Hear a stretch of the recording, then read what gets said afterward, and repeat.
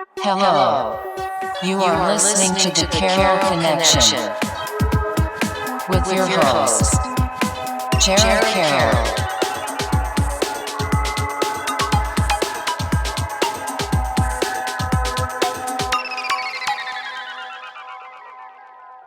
Hey everybody, welcome to the Carroll Connection. I'm your host, Jared Carroll, here to bring you guys another great episode. I want to take a chance to shout out my last episode 156, Don't Force It. I went solo on that one. I talked about kind of not forcing content, not forcing things in your life in terms of relationship, your job, just allowing things to be and doing things that you feel called to do. I think it was one of those episodes where I didn't want to do a solo, but I was like, I feel like this is a cool topic to kind of like touch on based on kind of like my mindset with content lately. So if you guys want to listen to that episode, go to thecarrollconnection.simplecast.com. Also available Apple Podcasts, Spotify, and all the major listening platforms. If you want to watch your podcast, go on YouTube, search The Carroll Connection, search Jared M. Carroll. Should come up right for you.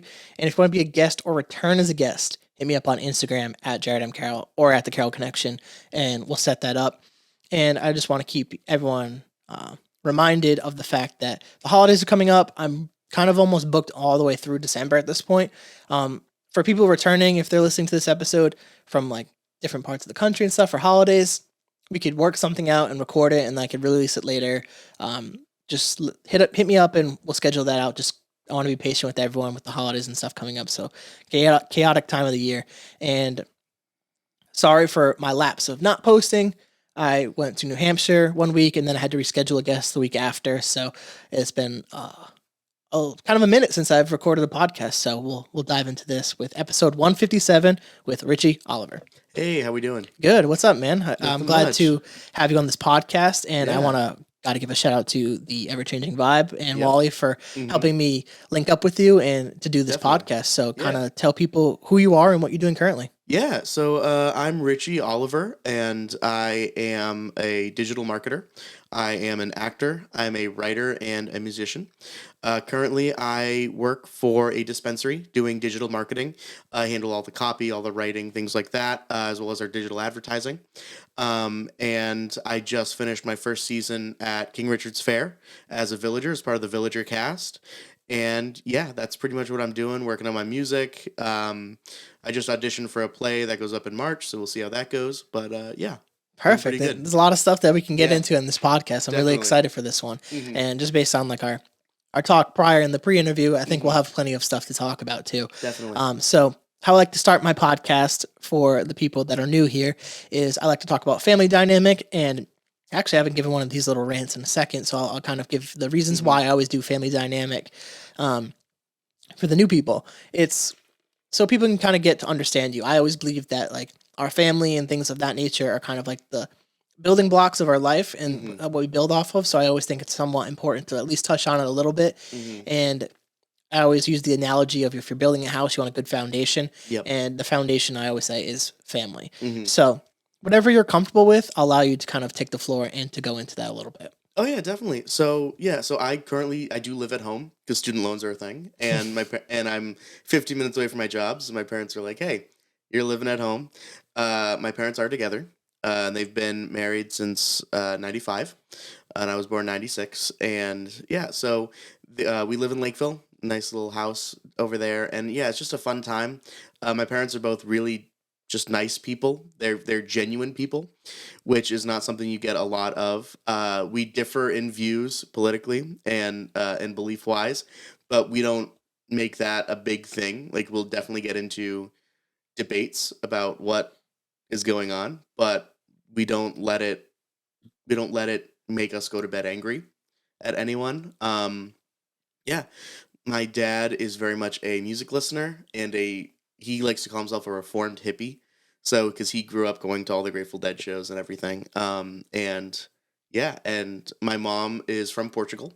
My mom was born in Portugal, north of Lisbon on the coast. And she moved to the US when she was 3.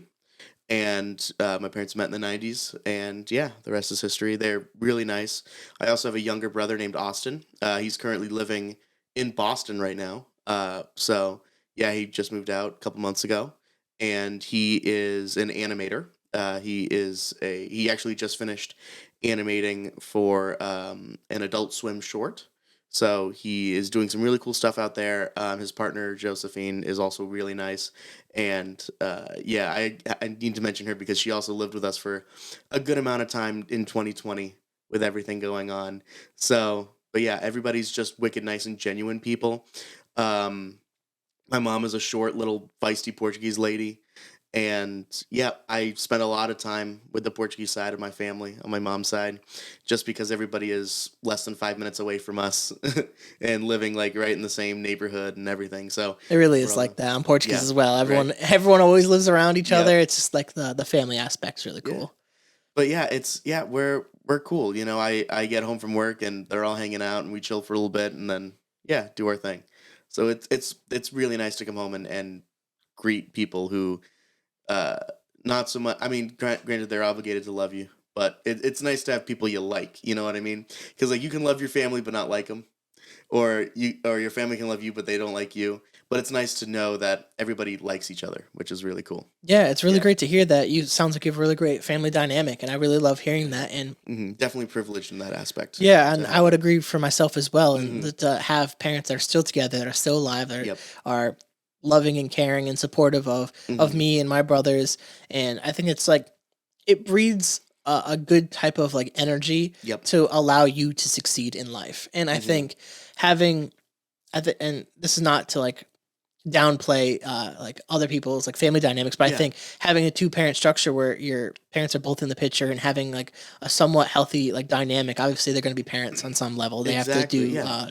be strict in certain things, but Hmm. supporting you and allowing you to be too. I think Yeah. that's really great. And I love the Hmm. fact that you talked about that you guys have some differing opinions on stuff and Yeah. views, and you don't allow that to get in the way of caring for each other. Yeah. And Exactly. I think that's rare nowadays too. Yeah. Yeah. Especially because it's so polarizing now, our political system and everything. And like, I'll just put it out there. I'm a socialist. I'm a Sanders fan. I'm a Sanders bro. Like, you know, what I mean, I'm all about that. And my parents aren't. So it definitely brings up a lot of contention. But at the end of the day, we're still all living together. So we have to kind of get through it. We definitely had some times in 2020 where it got really hard, mainly because everybody was in the house 24/7 and it was just hard to like not go anywhere without someone there.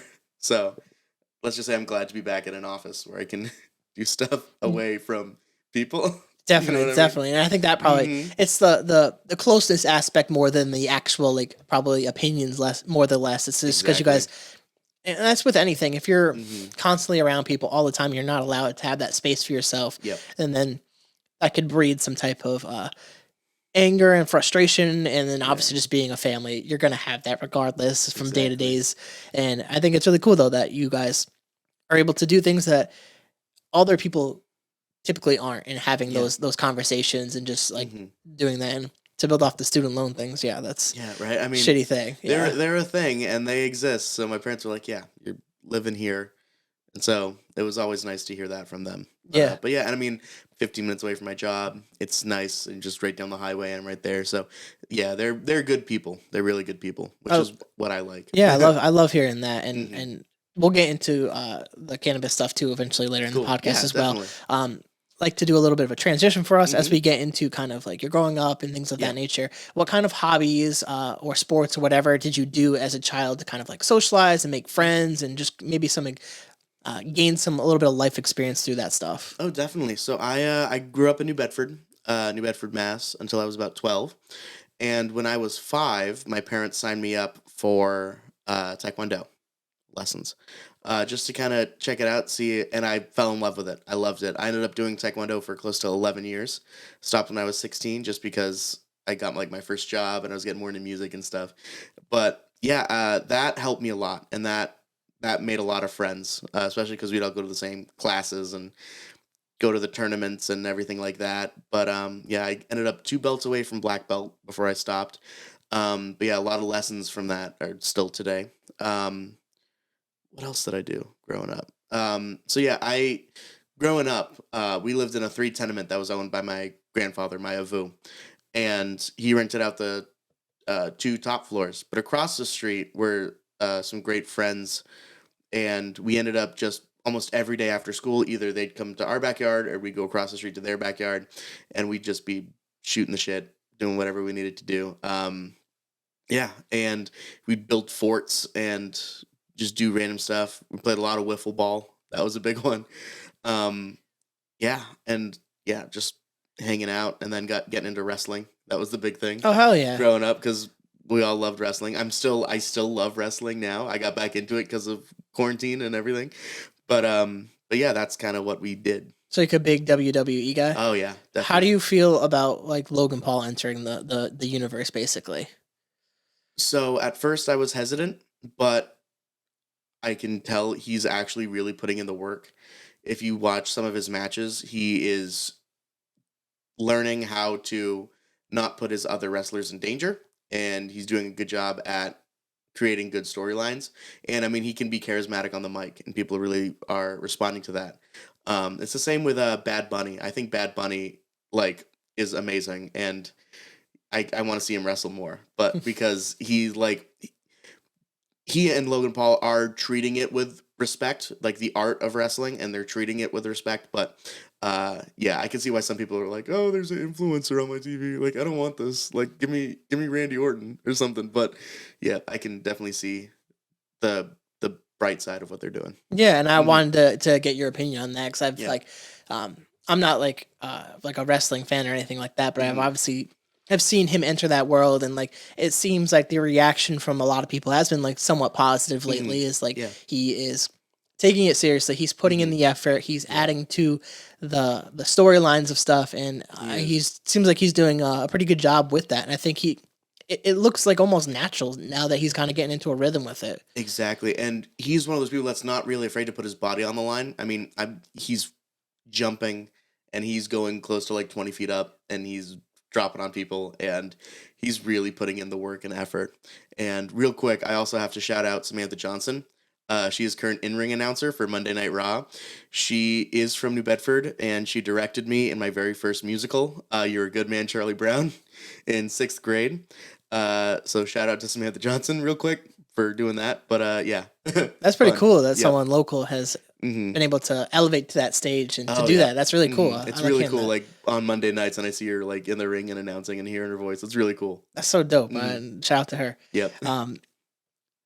And to build off too the fact Yeah. of like taekwondo and like even like the discipline that teaches you, the consistency that teaches you. There's so many principles within that art that is Yeah. probably so valuable. That's probably helped you in your life that you're doing Oh, yeah. currently as well. Exactly. There are 5 tenets of Taekwondo which you memorize, which is courtesy, integrity, perseverance, self-control, and indomitable spirit.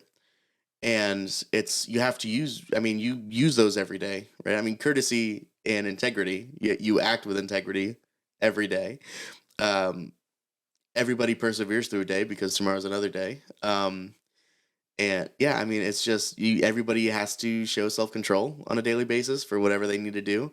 But yeah, I mean, it's just all those tenets that get put into it. Um, and yeah, I mean, I really follow those still today. Yeah, and I always give people credit for doing stuff like that because not too Mhm. many people that I've talked to have done an art like that or martial arts or something along those lines where you're putting in the effort like that Yeah. and learning those skills, and especially at a young age. That was probably definitely very beneficial. I want to keep building on because I know we have like Yeah. a lot of great stuff to talk about Yeah, that you do definitely. currently Yeah. with getting towards like Hmm. senior year. You're building up Yeah. towards that kind of Hmm. scary moment in every kid's life as you get to that point. What is like the vision for you? What's the path for you? What do you take? Like, is college an option? Do you go to college? Like, why not? What's the journey for you here? Yeah. So, yeah, I did go to college. I went to Southern New Hampshire University and I have my bachelor's in communication. So I mean, as an actor all through high school and stuff too, I really also loved writing. And I think English was really one of the subjects that I really excelled at. And I also really started really getting into like movies and filmmaking and things like that. My college essay was about me watching Jurassic Park and inspired me to make movies. And so those really kind of shaped where I wanted to go.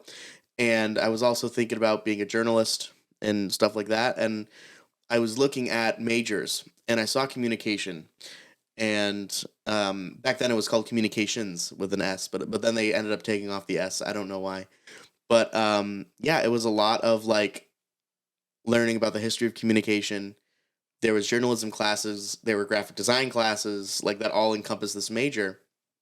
And then so I really started doing that. And then once I got to college and I started looking at some of the minors, I definitely knew I wanted to do a minor. And I ended up minoring in creative writing because for me, a lot of the communication for me is a lot of the written word. And I love writing messages. So I ended up taking this 4 workshop course with these awesome authors and professors that taught me like playwriting, fiction, nonfiction, and poetry. So it was really cool to build my kind of skill set with that, especially playwriting. That was a lot of fun. But yeah, so that's kind of what I ended up doing after school was I went to SNHU. Yeah, and you mentioned a little bit about the music and a little Yeah. bit about acting and stuff. hmm Like, at what age did that start to come in? Because obviously it influenced you into your Oh, yeah. into your degree, but where did that come into line? So my full history with acting was I was in first grade, and we did a production of the Three Billy Goats Gruff Go Calypso. It's impressive that you remember this. Right? Oh yeah, I don't know how I remember all this stuff, but I was the troll. I played the troll, and I had a rap, and I had to rap about being a troll, and I don't know if it was that specifically, but a couple of years later in fourth grade, the New Bedford High School did Wizard of Oz, and they put out a call to all elementary school students to come in and be Munchkins. And I heard that some kids in my class were doing it. So actually, some kids in my fourth grade class were in it, and I auditioned and did it. Also, shout out to Samantha Johnson because she was Dorothy in that production, which was wicked fun. So that was the first time we worked together professionally, right? She was 16, I was 9, so we got the child actors on lock. But yeah, so so I did that, and then that's really when I caught the bug, and I went out for my first musical in sixth grade, and at the beginning of seventh grade, we moved. Ended up doing the drama club at Freetown Lakeville Middle School, and then all through high school in Apponequet, and then ended up continuing that through college, where I really fell into improv comedy and doing stuff like that with a group which was called Snooze Line Is It Anyway instead of Whose Line Is It Anyway. So we did a yearly show, which was a lot of fun, and yeah, it just kind of grew from there. After college, now I'm also in a couple of acting groups, as well as I just left an improv group, and I'm actually going to be starting a sketch comedy group with a friend of mine. So yeah, it'll be pretty fun. Yeah, it But sounds very exciting. Yeah. it is. It's so much fun. I love it. Where was the music also just kind of just like intertwined with the acting as well too, and like performing? Yeah. Oh yeah, definitely. It was really like middle school doing choir, and then band. I did percussion all through middle school and high school. I picked up guitar my junior year of high school, and I just haven't looked back. And now what's really cool is I just finished 2 years of teaching. So I left teaching to do King Richard's Fair. I'm not sure if I'm going to go back, but because I like kind of having my weekends free now. But yeah, we'll see what happens. But it's really cool. Yeah, it sounds very cool and sounds interesting too, to have that space to really be creative and Yeah. to like to dive into that. Was that always kind of like a draw to you, was to that's this creative side of you to kind of just like perform, and even just talking to you, you have this energy to you that's very just like thank you. positive and like glowing, where you're Mhm. like you could definitely take over a room. Like I could feel that immediately when we started cool. talking, Oh, like, and thanks. like even Yeah. just seeing like your, when I added you on Facebook the other day, Mhm. see you performing at King Oh, Richard's yeah. Fair and performing the song that you wrote. Mhm. Like you have this like infectious energy to you that I was like, Oh, wow, this thank you. dude like you could Yeah. tell like you really put the effort into this stuff. Like, Mhm. so talk to me a little bit about the creative aspect of Yeah. acting and performing. Like, what does it do for you? It's definitely in kind of an escapist kind of, I don't want to say fantasy, but I work in a position now where I'm creative almost 24/7. So I have to be making new stuff all the time and doing stuff. So it usually doesn't allow a lot of room for personal creativity. So that's why I really gravitated towards acting and music. Because if I book a gig, I'm just gonna go out and play like the songs I do with the iPad and do it busking style and just do that. But with acting, what's really cool is that after work, I can spend 3 hours rehearsing and go home and sleep. And then in a couple months' time, we have a fully fledged production that is really cool to see everything come to fruition. Um, yeah, and it's really fun to play a character. I love embodying different characters. The last play I did before King Richard's Fair went up in June, and it's one of my favorite plays. It was done with your theater called Picasso at the La Panagile. It's written by Steve Martin in the 90s, and it follows. So the quick synopsis of the play: uh, turn of the century, 1904, in Paris, France. This guy owns a bar, and one day Albert Einstein and Pablo Picasso walk in, and they have a debate about whose genius deserves more merit. Is it science or is it art? That's the true measure of someone's genius. And I got to play a young Albert Einstein, which was really cool. And to embody that character and to embody all the characters I've played, I think it's really cool. And I love changing my mindset to, or adapting my mindset, I should say, to the mindset of a character in a certain moment in time, which is really cool. Do you have to like research like the person at all, or research like the part that you're playing, and to try to get yourself into that character? Oh yeah, definitely. Especially with Albert Einstein. So like I looked into a lot of his recorded speeches and everything like that. But then I also looked at the text itself, the play itself, and I noticed that it's Einstein was, especially in the play, he's written as um, you could say that there is like an autistic kind of side. You know what I mean? He doesn't really pick up on social cues. It's a lot of that kind of awkward, you know what I mean, right? It's Yeah, kind of a yeah. social awkwardness, stuff like that. So that was cool to play into because I am neurotypical. So it was really cool to play a neurodivergent character. Yeah, and it was really fun. And then at King Richard's Fair, my character was very flamboyantly gay, and that was a fun character to play into, just because like I'm a fan of like Drag Race and drag queens and doing that, and it was really fun to play him just because I could go, yes, honey, yes, everything, I love it, and I could just flirt with random people dressed as pirates. It was wicked fun. It sounds like it was it allowed you to just really just be creative and have fun, and just like Oh I think yeah, it sounds like a really great environment for you to kind of like enhance your persona and your character building, and it sounds like yeah, a really great experience. yeah, definitely. And it's such a different acting experience too. I'm so used to, if I'm doing improv, there's still a good break with the stage. You know what I mean? Or like if I'm doing a stage show, there's, you probably know the fourth wall, right? Yeah. About breaking the fourth wall. The cool thing about King Richard's Fair is that the fourth wall is one always broken, and your stage is 360 degrees. So you have to be always on and cognizant of everyone around you, because who knows? You make a joke to someone and their buddy behind you doesn't like the joke. So you always have to be kind of cognizant. The great thing is I could just play it off and just be like, it's fine, I'm gay. Like that's all I said, which was wicked fun. But yeah, I had these bits and I could go up to people and do. But it's different. It's such a different acting experience than what I'm used to. Was it something you had to like kind of like audition for as well? Yeah, so I actually went through an audition process back in April in Providence. And so they rented out this little studio space. And I went in, I kind of talked about it. I played some songs. They asked me to sing some sea shanties, performed a monologue. And yeah, and then for the first year, I was a villager. So next year, I'm actually auditioning to be part of the royal court. So we'll see what happens to be up on the stage with the king and queen and do all that fun stuff. But yeah, How we'll see what long is happens. King Richard's Fair? And Oh yeah. were you part of it like the whole time? Oh yeah. So it goes weekends starting on Labor Day, first weekend of September, and it ended just this past weekend, which was the 22nd. So and it's only on weekends and the 2 Monday holidays. But we also had 4 weekends of rehearsal on site before.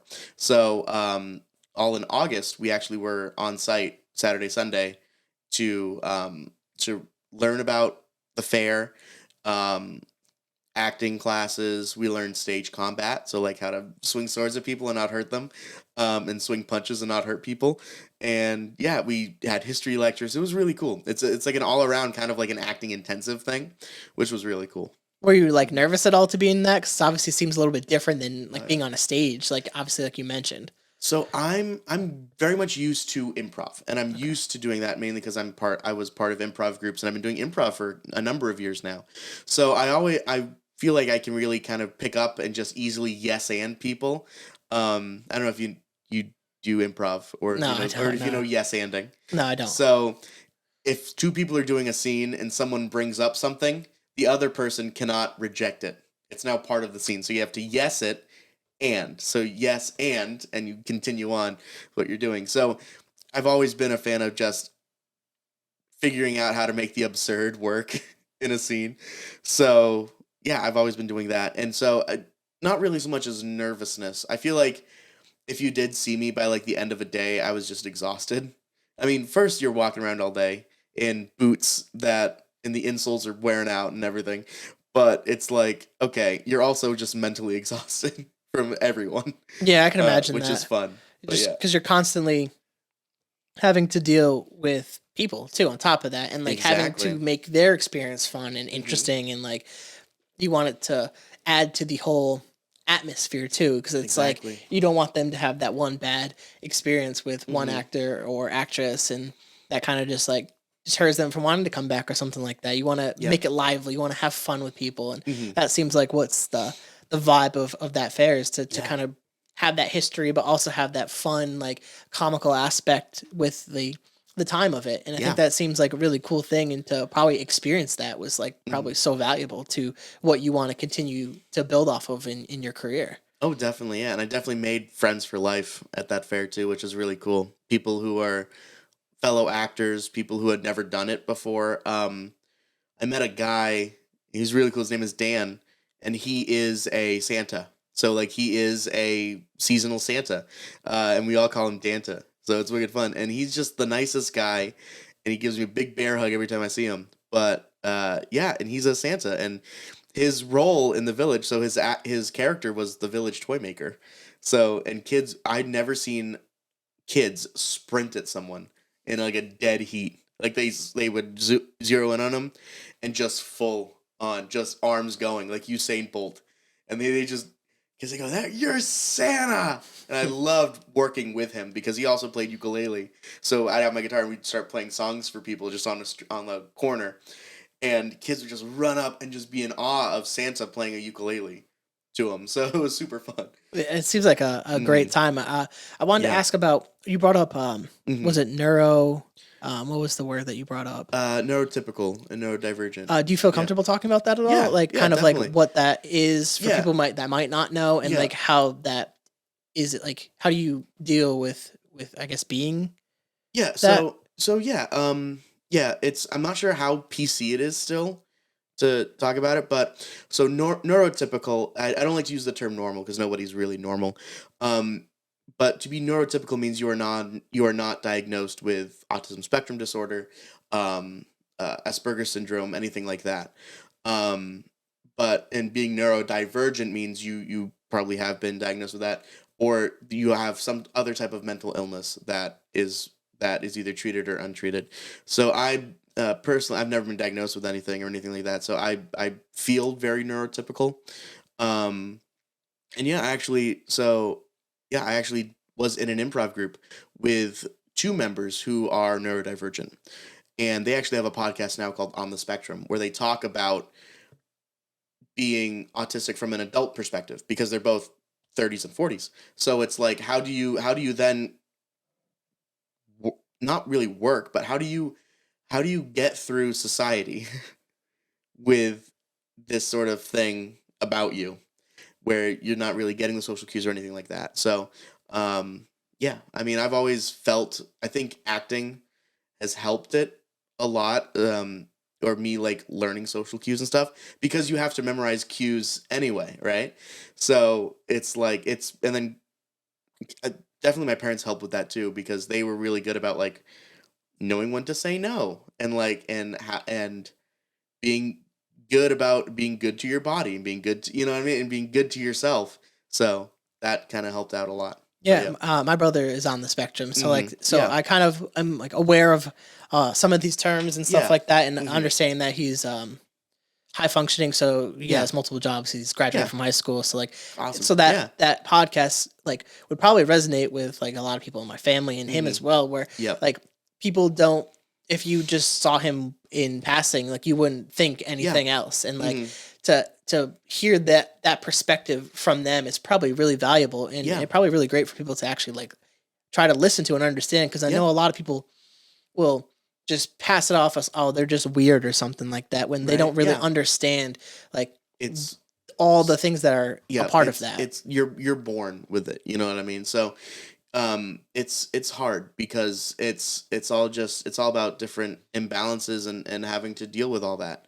I did an episode with them about working with neurodivergent people, and like how working in that improv group changed my perspective about working with neurodivergent people and everything like that. So that was a really cool episode to do. But yeah. Yeah, and I think the fact that you mentioned even like acting and stuff and allowing to learn the social cues is probably it allows you to really just be you too. And I think that probably helps a lot with some of the feelings that you do have, to just be able to express that and express it in a creative aspect where you're encouraged to. And I think that's really like beneficial for people to experience, such as yourself. Yeah. It's cool. As an actor, I have found at least one character trait in every character I've played that I relate to personally. And that's a big thing, especially for actors who are trying for a role or going for a role that they've never played before, is to research the role and see if you can find a bit of you in it. With Einstein, for me, it was the hyper focus. So as soon as I get on a subject and I'm working on something, that's all I'm working on, and that's where I'm doing it. I played a really douchey character in January for a play called Proclivities, and I played this guy named Bing, and I resonated a lot with his resentment towards people not reciprocating feelings. So like that was something, you know what I mean? So like there was something in every character I've played. I'm positive like Charlie Bucket, and like I can follow people and I can get into different places like LeFou, or I can, you know what I mean? I can be the person that's in full control, like Frankenfurter. I played Dr. Frankenfurter in Rocky Horror in college, which was fun, and I'm never wearing heels again. But, you know what I mean? So it's like there's in every character that I've played or I've written, there's a little bit of me in it. I think what you're saying there is so like fucking cool. Like to be able to identify those characteristics that you could see in yourself. And then that probably allows you to really dive into that character more, because it kind of touches that part where this I can be this is me. Exactly. And it allows you to really perform authentically, and people are going to receive that way better versus like probably trying to act like that person, where you can just kind of be like that person. And like that aspect is probably super valuable in the things that you're doing and working with. And I think that's really cool to hear you talk about that. Like just like there's certain moments in a podcast that really just like resonate, and like that was one. Like hearing you talk about that was like, I'm like, well, I can like, it made me understand it, and I'm like kind of almost puts me in your shoes for a second to like kind of really hear you talk about the things that you love. And I always say like I can go on for hours. when people talk about the stuff that they love, they light up differently. And like that was just an authentic moment. And I always like to like call these out when they're happening, because I think it's so cool for people that might not, who might be listening audio, might not hear that or might not see that in the way that you're lighting up talking about that. And just like that part of it was like super cool. I want to talk a little bit about kind of like, as you're graduating, you're finishing up with college, what kind of path you're looking at? Because that, I know for me, that post-college experience was a little bit scary at first, because like you're entering the real world at this point. There's no more buffer of school at this point. Like it's like it's life now. So it was really cool. I ended up scoring a job right out of college, and I was led to believe that I was going to be doing marketing and like stuff like that. Turns out I was supposed to be going around Providence selling Verizon Fios door to door, and I was like, no, this is stupid. So I left. I tried working at a car dealership for a day. Wasn't me. And then I noticed that my local music store in school was looking for a lesson coordinator. So I called them up, and I went in for an interview, and I got it right away. So in Rainham, I worked at Rick's Music for a little over a year, and I was running the lessons department day to day. So I would be checking in students, I'd be making sure teachers are here, I was putting together marketing materials and things like that. So I was really utilizing not all aspects of my degree, but a good amount of my degree. And then I ended up getting a job offer to do some just light industrial recruiting. And I did that. I started that October 2019, and I started working from home March 2020. And then I was laid off February 2021 because they were just like, yeah, we're going to be honest, we just can't afford to keep you. And that's one of those things where you can't fight it. You know, you just have to let life happen. So I was laid off. Then I ended up calling back Rick's, and I just asked, do you need any teachers? And so I was with them for a bit. So I started teaching on some nights and Saturdays. And they asked me to come back on and help with the lesson department again during the week, just to kind of help out and everything like that.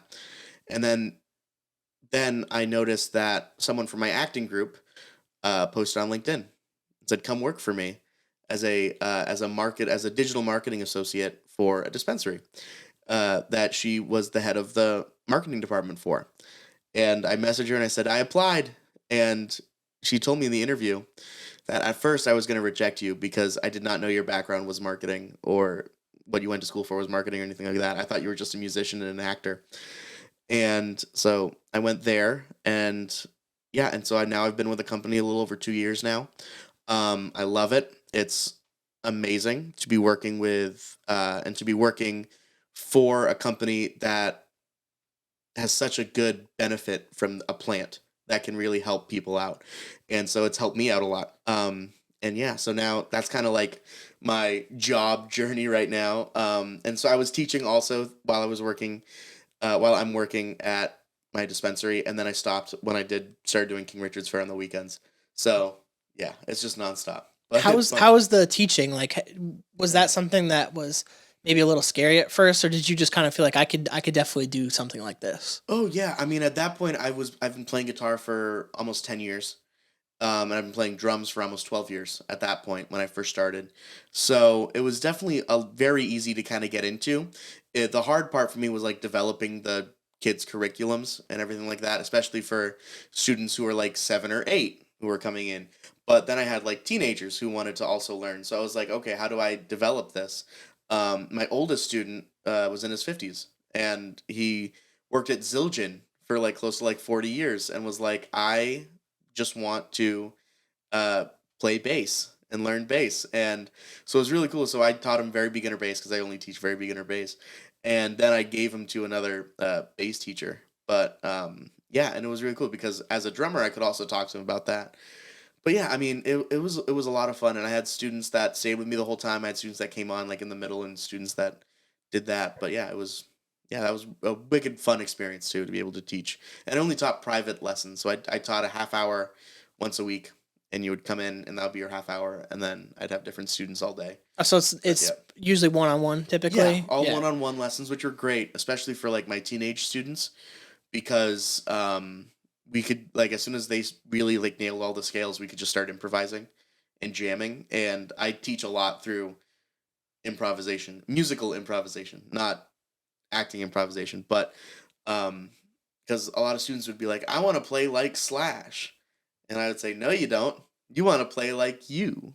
I'm going to give you the tools, and we're going to do Sweet Child of Mine, but you're not going to play Slash's solo. You're going to make your own solo. And so that's what I would do for especially teenagers at the time. But for like the little kids, we'd be doing like Ode to Joy and learning your notes and your scales and fun stuff like that, which also was a really good time.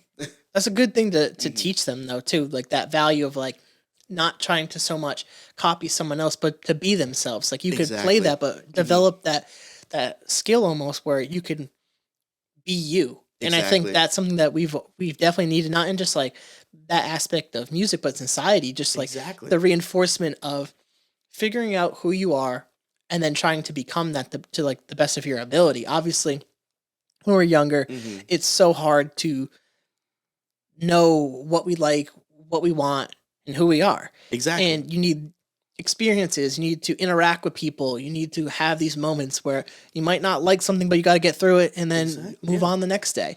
And I think for you to be in that position to kind of reinforce that with a lot of these kids and stuff and teenagers is probably like super beneficial. And they might not realize it being kids in the moment, but to at least introduce them to that concept of like, no, just be you, I think is super valuable, especially for a lot of these younger kids who are growing up in social media where it's a very comparison based society. Yeah. And how does that actually kind of like a little bit switching gear, but like, and we'll get back to the cannabis stuff a little bit, but the comparison aspect in like acting and improving, like how do you draw a fine line between comparing yourself and like not copying another like actor or actress and just being you? Most of the time, so for Picasso or Picasso de la Panagile, it was a little bit different because like I'm playing a person in history. You know what I mean? So I had to like learn to speak like him. I didn't really look at his mannerisms that much because that was more written on the page and what I could do from there. But if I'm portraying someone in history, I'm definitely doing the research and trying to like get the accent and trying to nail the voice, which I don't think I did well, but that's a story for another time. But I did the show Proclivities, and that's a completely original show. I had never seen anybody else perform it, and I went into it blind.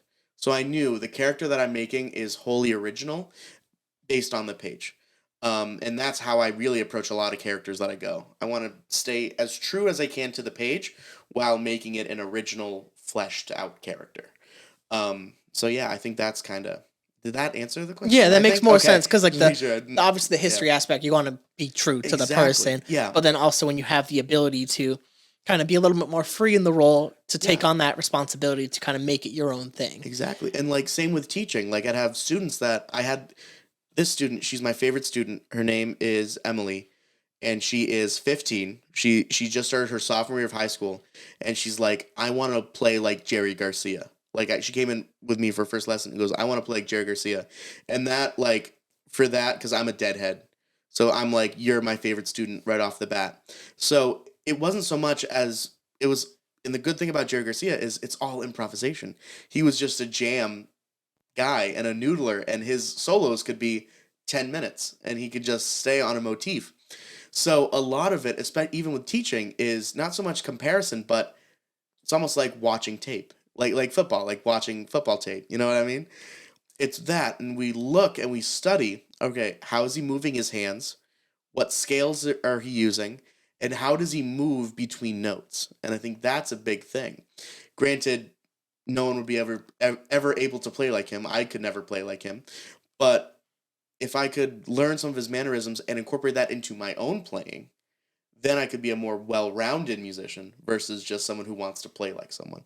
So, but like we also looked at like Santana, and we looked at like Eddie Van Halen, and we looked at all different styles of guitar players, Chuck Berry, Elvis, like, you know what I mean, stuff like that.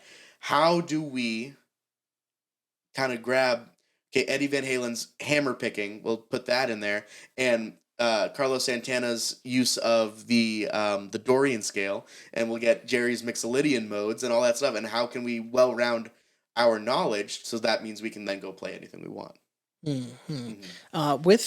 I want to build off this with the music stuff too as well.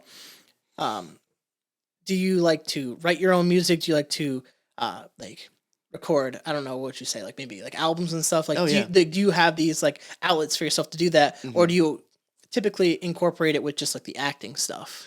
Oh no, so I do have my own albums that are out. They're on Spotify. So if you like random like folky kind of like singer-songwritery stuff, I'm Richie Oliver on Spotify. But yeah, so I do write a lot of songs, and I record a lot as well. But most of the time, if I book a gig, I'm usually booking like a bar or something. So I have all the covers ready to go. I use a looper pedal so I can solo and do fun stuff. And I use a vocal harmonizer. So it'll add upper and lower harmonies to my voice. So it sounds like I have a full band with me, which is fun. But yeah, especially for like when people request like the Eagles or something, I can do like the harmonies. But yeah, that's fun too. About once a month, I play for a nursing home. which is really fun in Fairhaven, and so that's really fun too. Just because I show up for an afternoon, I play for an hour, and it's just a fun time. What's And the inspiration when you're writing some of this music? Like is it maybe personal stuff, or is it like just like you're grabbing from different things and like trying to create like good music almost? oh no, yeah. So it's definitely there's a huge personal element to it. A lot of my music comes from personal experience and feeling, but I've also taken sort of my acting into the music. So as I embody characters in acting, I've also kind of, for example, I don't do a lot of like, I write a lot of love songs because they're so easy to write. And it's just, I don't do a lot of like breakup songs, but I could embody the character of someone and write it from their perspective. So figuring out, okay, how can I mess with time in a way where I can find characters and things in what I'm doing. So yeah, it's fun. So like I'll write different songs and figure out how they go. Um, and sometimes it's most of the time it's really personal with my music. I read a lot of like folk stuff, some bluesy stuff. My biggest writing influences in music are Bob Dylan and Cat Stevens. Cat Stevens is like uh my god. But I actually do an acoustic tribute act to Cat Stevens every once in a while, so I'll usually sometimes get booked for that, which is fun. And so I'll just go out and play Cat Stevens and dress like him. It's wicked fun. But yeah, That's pretty fucking sweet. yeah, it's And wicked fun. with the song that you Mhm. wrote at King Richard's Fair, like Yeah.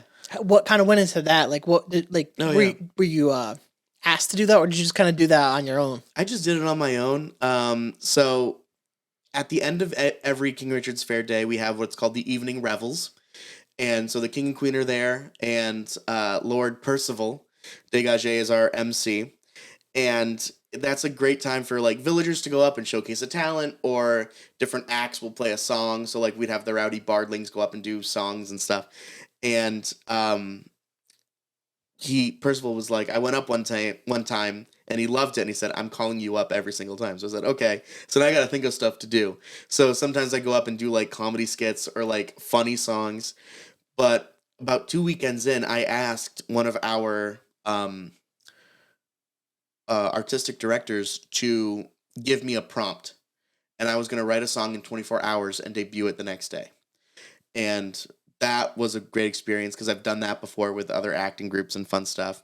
And I also do improv songs, which I try to make up on the spot, which that one was really fun as well. But I was like, you know, definitely want to write a song for the last day. So I thought about the end of the fair after 3 months.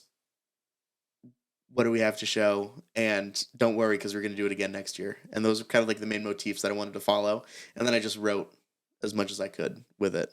So all my songs start on a notes app on my phone, and then I will write them out, especially for King Richard's Fair, because I can't have my fairy box out because it's not immersive. So I had to write it in a notebook and have the notebook with me. But yeah. It's cool that they Yeah. allow you to do that and to Yeah. add that to the character and to be able to Oh, yeah. perform and showcase your talent too as well. Because obviously, yeah. like you want people to kind of see that side of you Yeah. too. It's like obviously you're playing a character, but you are a performer. You can sing and write, and like Mhm. to be able to do that is really cool. Like Yeah. you embody what a creative person is, and Oh, I think thanks. to kind of like showcase that in that environment, it's like really cool. Like I just thought it was like super cool when I saw it, and I was like because obviously I cool. see just some of the stuff on your Instagram. I try not to Yeah. get too much Mhm. into the stuff before the interview. No, yeah. But to see that was like the first thing that I saw on your Facebook. Mhm. I was like, wow, that's just like I just thought it was super cool. Oh, And like cool. I Thank wanted you. to at least bring it up on the podcast at least. Mhm. Yeah. Kind of pivoting towards like we're kind of like starting to get towards the end. I want to Okay. start wrapping Yeah. things up and stuff like Definitely. that. But I wanted to ask you, Mhm. like your kind of like maybe your advice to your younger self, Ooh. looking at like the career trajectory that you're trying to take now and like some Mhm. of the stuff that you've learned along the way. What would you tell them? What would you maybe encourage them that, or maybe even just like a young actor or actress who wants to get into starting to improv or to write music? Like, what kind of stuff would you tell them to like do Yep. or learn about? I'd first give my younger self, don't be a people pleaser, because the only person you should really please is yourself, especially in whatever you're doing. Don't ask too much about how you did. because at the end of the day, if you're happy, that's how it's going to be. And there was a second part of your question that you said. Maybe that- building off or like kind of teaching Yeah. like younger or telling younger actors or actresses how to get into improv. Like what stuff should they Mhm. do? Or if they want to Yeah. get into music, where should they go? Like what kind of stuff should they be doing? If you want to get into music, find yourself a music teacher. Don't go to YouTube. Don't try to do it all digitally because it won't work. Find someone who's one-on-one that you can sit with and you can feed off of. Um, that's going to be your best bet. When it comes to improv, see if you can take a class, but I mean, improv is really about the spontaneity. So find what makes you laugh and go off of that. If you can find what makes you laugh the most, I think that's really all that matters. So, yeah, do that. But yeah, don't be a people pleaser. Let yourself and let life happen. Yeah, I think Yeah. that's good for people that are in that space because I can imagine it can be quite difficult when you're starting out young Yeah. to kind of find genuine advice to build your career towards because Mhm. there's so many possibilities, especially now with social media of things yeah. that you can and or should do or Yeah. make a podcast, make a YouTube channel, make a skit channel. Like Mhm. this just or act in a play or write a play. Like everyone wants to do everything all the time, but you Yeah. gotta start and build those like building blocks. You gotta do the Mhm. small stuff. And I think finding mentors or things Yeah. like that, like you're mentioning, is a really good thing for especially a lot of young people or someone who wants to just change something up and start something new. Like I think that's always really good advice for them. Um, before we start, like wrapping up to my last stuff, I want to Mhm. kind of ask you, kind of tell the people like some of the stuff that you're working on, some of the stuff Yeah. that they can expect, and some of the stuff you're excited to bring them. Oh, definitely. I'm currently in the process of writing and recording a new album, which I'll hopefully be done by probably February or March. I just auditioned for a really great show called Crimes of the Heart, so we'll see what happens with that. So if I do get that, that also goes up in March, and that's a really cool. So Crimes of the Heart is about these three sisters who live in Mississippi, and one of the sisters has just shot her husband and is awaiting trial. The husband is alive, but it's these three eccentric sisters. And what the cool thing is, what the director is doing, is the director is casting it in drag. So the three sisters will be played by male or male presenting actors, and the male parts are going to be female or female presenting actors. So and which could be a really fun experience because I've never done anything like to that caliber. But yeah, that's mainly what I'll do. And yeah, I'll gig here and there. I gig a lot in like Middleborough, Lakeville, Taunton area. But yeah, it's just wicked fun. I got to my biggest gig so far is I got to play the Portuguese Feast in New Bedford this past August, which was a blast. And I got to do the Cat Stevens and regular music, which was really cool. But yeah. That's sweet. Do you want to Mhm. tease any of the stuff that you're working on? Like I don't know if it's public yet about the um, Hmm? content. Oh no, yeah. I Okay. mean, yeah. So I'm starting a comedy duo with a friend of mine who I met at King Richard's Fair. Get ready and be on the lookout for Brapwurst comedy. So yeah, we are 100% certified grass-fed comedy. And so yeah, so get ready for that. That'll be really fun. We're gonna do a podcast, we're gonna be writing some sketches and filming some sketches, and then later on maybe doing some like live improv shows and things like that. That'd be really sweet, and Yeah. I'll be tagging you on Instagram and everything. So when you start posting and sharing these stuff, anyone that thank you. listens might see that and stuff, and Yeah. might want to check it out. So I wanted at least get you to plug Cool. that. Oh, 'Cause I thank always you. try to Appreciate let it. people tell the listeners what's coming up, what to Mhm. expect, and especially something like that where it's very content based. I'm a huge supporter of stuff like that. But Definitely. I have one more question for you. Yes. Unless you have anything that you want to bring up or say before I go into this. Oh, no, I think I'm good. Okay, Yeah. cool. This is how I wrap up all the podcasts for the first time guests is Mhm. what would your advice be for someone who wants to pursue their passion? Pursue your passion wholeheartedly. If your whole heart isn't into what you'd like to do, don't do it. If you find yourself losing the fun of it, stop doing it. Let yourself be able to I don't want to say like lose inhibitions because that's weird, but if you can let yourself lose control over what you're doing and just letting it happen, that's the best That's the best output in it. Maybe it's monetary gain and you want to make money with it. Awesome. Maybe it's just personal gain and you want the experience. Go for it. I went to Baltimore and auditioned for The Voice just to say I could audition for The Voice.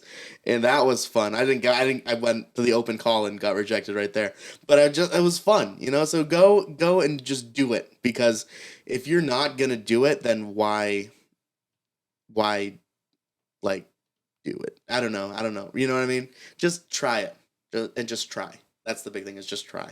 Perfect. I think that's really great advice for people, is to just start, to do it, to get the experience. Like, it doesn't always have to be for the money. It doesn't have to be for that fame or anything like that. And usually, typically, if it's for those things, you're not going to really enjoy it. Yeah. Just do it because you genuinely want to do it, and you want to just be in that moment and be present. Like, I could imagine when you started everything that you wanted to do, you wanted to kind of just try it, get out there, experience these things, and you had a call to do it. Yeah.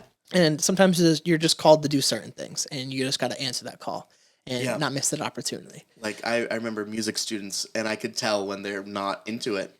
And so I'd talk to the parents. I'd be like, I don't think they're really into it. And so I'd say, try something else, you know? And then if music does come back. Or try a different teacher, or try a different instrument, or try something. It's all about uncooked pasta, you know? Throw it at the wall and see if it sticks. But, yeah. I think it's a great analogy, actually. Yeah. But I think this has been a great podcast, Richie. I appreciate you coming on the podcast and doing this and sharing. Me. And I will be tagging, like I said, in all the stuff on Facebook and Instagram and stuff like that. So I appreciate you once again. Cool. Thank you so much again. Of course. For you guys like the podcast, please rate, review, subscribe, share it with your friends, share it with your family, share it with your grandma. Check it out, thecarrollconnection.simplecast.com. Also available Apple Podcasts, Spotify, and all the major listening platforms. If you like to watch your podcast, go on YouTube, search The Carroll Connection or Jared M. Carroll. Should come up right for you. And like I said, if you want to be a guest or return as a guest, hit me up on Instagram at Jared M. Carroll or The Carroll Connection, and we'll set that up. So, till next time, guys. Peace.